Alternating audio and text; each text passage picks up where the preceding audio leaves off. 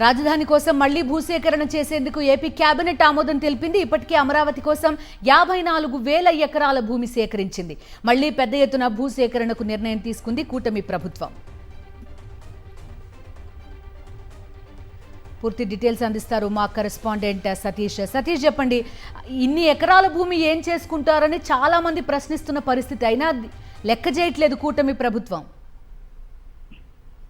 ఇందు అత్యంత తీవ్ర వివాదాస్పదమైనటువంటి నిర్ణయాన్ని ఆంధ్రప్రదేశ్ మంత్రివర్గం ఈ రోజు ఆమోదించింది. ఈ రోజు జరిగినటువంటి కేబినెట్ సమావేశంలో మరొక 45,000 ఎకరాల భూముల్లో అమరావతి పేరుతో సమీకరించాలని నిర్ణయించింది. ఇది ప్రైవేట్ భూములే, కేవలం 45,000 ఎకరాలు. ఇక ఈ గ్రామాల పరిధిలో సుమారుగా 11 గ్రామాల పరిధిలో ఈ భూ సేకరణ చేయనున్నారు.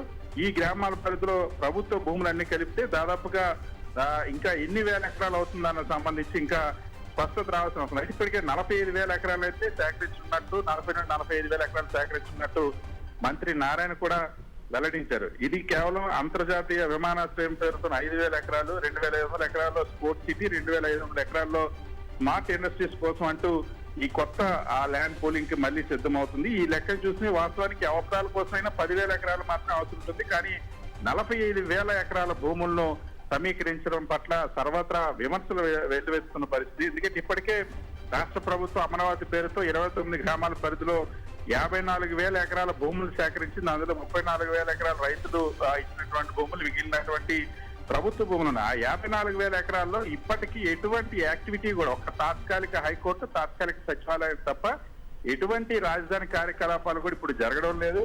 అంతేకాకుండా రైతులు ఇచ్చినటువంటి భూములకు సంబంధించి పూర్తి స్థాయిలో రిటర్నబుల్ ప్లాన్స్ కూడా ఇంకా ఇవ్వనటువంటి పరిస్థితి ఉంది.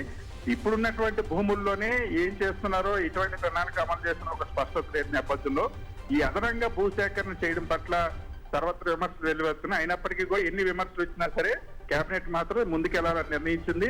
45,000 ఎకరాలు మళ్ళీ సేకరించినట్టు స్పష్టం చేసింది. వడ్డే శోభనాద్రీశ్వరం లాంటి వాళ్ళు ఇదొక దారుణమైనటువంటి నిర్ణయం అంటూ ఇప్పటికే విమర్శించినప్పటికీ, ఇతర రాజకీయ కమ్యూనిస్ట్ పార్టీలు కూడా విమర్శించినప్పటికీ కూడా ప్రభుత్వం ఈ 45,000 ఎకరాల భారీ భూ సమీకరణకు ఈ రోజు కేబినెట్ లో ఆమోదం తెలిపింది. Okay Satish, thank you.